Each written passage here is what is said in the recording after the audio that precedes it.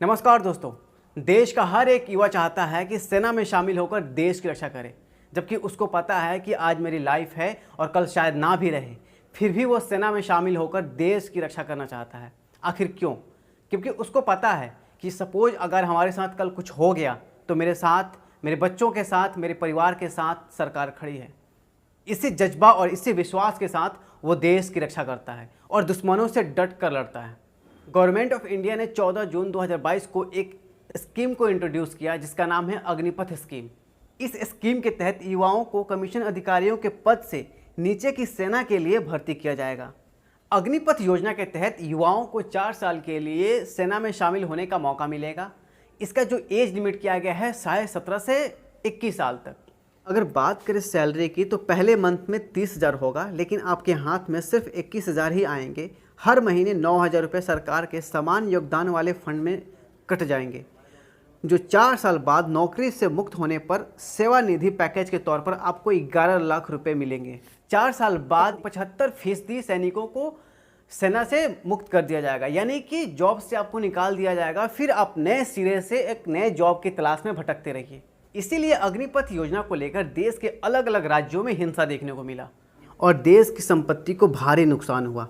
अग्निपथ योजना के विरोध के दौरान रेलवे को 600 करोड़ का नुकसान हो चुका है। बहुत सारे बीजेपी लीडर्स का कहना है कि सेना के आधुनिकीकरण के लिए सरकार के पास पैसे नहीं हैं, इसीलिए वेतन और पेंशन के खर्च को कम करने की कोशिश के तहत इस स्कीम को लाया गया है। इसके काउंटर में लोगों का कहना है कि जो भी एमएलए और एमपीज हैं उनकी पेंशन को बंद कर दिया जाए और जो भी गवर्नमेंट के द्वारा उनको फैसिलिटीज़ मिलती है उसको आधा कर दिया जाए। कहीं ना कहीं इसमें भी राजनीतिक लाभ है।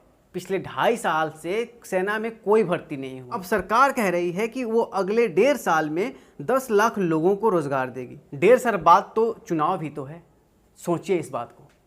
और ये जितने लोग भी इस योजना के फायदे बता रहे हैं, क्या उनमें से एक भी, चाहे वो रक्षा मंत्री हो या फिर सेनाओं के प्रमुख हो या फिर वरिष्ठ अधिकारी या नेता या मंत्री, क्या उनमें से एक भी अपने बेटे या अपने रिश्तेदार या अपने परिजनों को इस सेना में भर्ती होने के लिए भेजेंगे? नहीं भेजेंगे, क्योंकि उनको पता है कि इस 4 साल की नौकरी से उन्हें कुछ नहीं होगा। जो लोग ये कह रहे हैं कि इस स्कीम से यानी अग्निपथ स्कीम से निकलने के बाद उनकी लाइफ डिसिप्लिन और स्किल्ड हो जाएगी, जिससे वो 24 साल की उम्र में व्यक्ति अन्य की तुलना में नौकरी पाने के लिए बेहतर विकल्प होगा।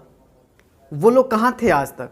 भारत में इतनी बेरोजगारी है, इतने लोग डिग्रियां लेकर बैठे हुए हैं, फिर भी आज बेरोजगार हैं, क्योंकि 3-4 साल से कोई वैकेंसी नहीं आई ड्यू टू कोविड-19। लेकिन इसी दौरान बंगाल, यूपी, पंजाब, उत्तराखंड, मणिपुर और गोवा जैसे राज्यों में बड़ी बड़ी चुनावी रैलियां हुई और चुनाव भी हुए, लेकिन वैकेंसीज नहीं आई। इस योजना के कुछ एडवांटेज भी है और डिसएडवांटेज भी। एडवांटेज की बात करें तो भारत को हर साल 40 से 50 तक लोग सेना में भर्ती होंगे, जिसकी वजह से सेना में लोगों की कमी नहीं रहेगी। देश के 18 से 22 साल के युवाओं को जब मिलिट्री ट्रेनिंग मिलेगी और साथ में 30-40 हज़ार रुपये, रिटायर होने के बाद उनको 11 लाख के पैकेज जब मिलेंगे तो उस पैकेज से, उस 11 लाख से वो कोई अच्छा बिजनेस कर सकते हैं अपने भविष्य को बनाने के लिए। इतने सैनिक तैयार होने से भारत सैन्य बल से काफ़ी मजबूत हो जाएगा। इससे भारत का भविष्य भी स्ट्रांग होगा। अगर कभी युद्ध हुआ तो हमारे पास काफ़ी सैनिक होंगे उस युद्ध को हैंडल करने के लिए। लेकिन इसके कुछ डिसएडवांटेज भी हैं। डिफेंस बजट में खर्चे कम होंगे, सरकार को पेंशन, हेल्थ केयर और जो भी सुविधाएं देती है वो नहीं देनी पड़ेंगी। 4 साल बाद 75% को निकाल देते हैं तो उनके भविष्य के साथ खिलवाड़ होगा।